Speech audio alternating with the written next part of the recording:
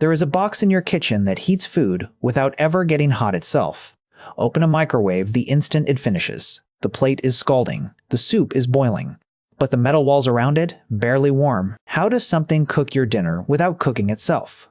The answer starts with a melted chocolate bar in 1945 in the pocket of a man named Percy Spencer. Spencer was an engineer at Raytheon, working on radar equipment that used a component called a magnetron, a tube that generates powerful microwaves for detecting aircraft. One day, standing near an active magnetron, he noticed the chocolate bar in his pocket had turned to liquid. Most engineers would have called that an annoyance. Spencer called it a discovery. He started testing the magnetron on other things. Popcorn kernels placed near the tube exploded into popcorn across the lab. An egg, positioned nearby, built up pressure until it burst. Spencer had accidentally found a new way to cook, and by 1947, Raytheon had built the first commercial microwave oven. It stood 6 feet tall and weighed 340 kilograms.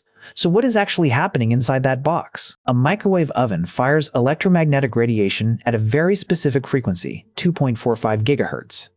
That number is not arbitrary. It is tuned almost precisely to the natural resonance of a water molecule. Water molecules are polar. One end carries a slight positive charge, the other a slight negative charge, like a tiny magnet. When the microwave field hits them, it flips their orientation back and forth, roughly 2.5 billion times per second.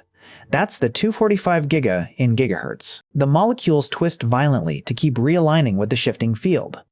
That twisting is friction. Friction generates heat. Multiply that across the billions of water molecules in your food, and you get a plate of pasta boiling from the inside out in 90 seconds.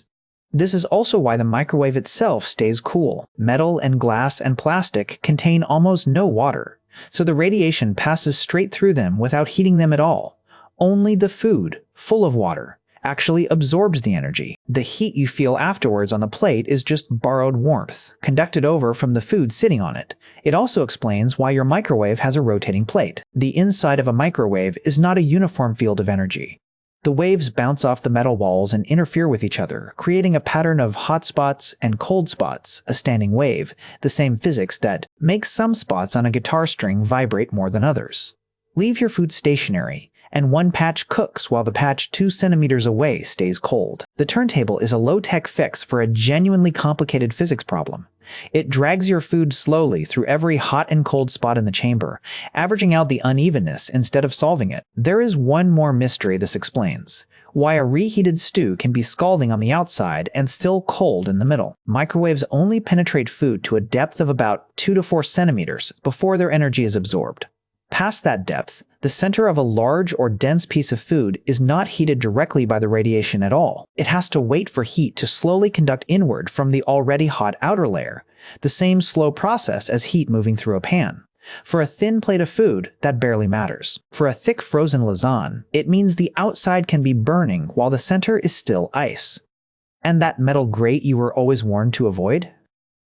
Metal reflects microwaves instead of absorbing them, and thin or pointed metal edges concentrate that reflected energy so sharply it can arc into a spark, which is exactly what you see when foil catches fire in a microwave. So the box in your kitchen was never really heating your food directly. It was vibrating the water inside it 2.5 billion times a second until the friction did the rest. Now you know.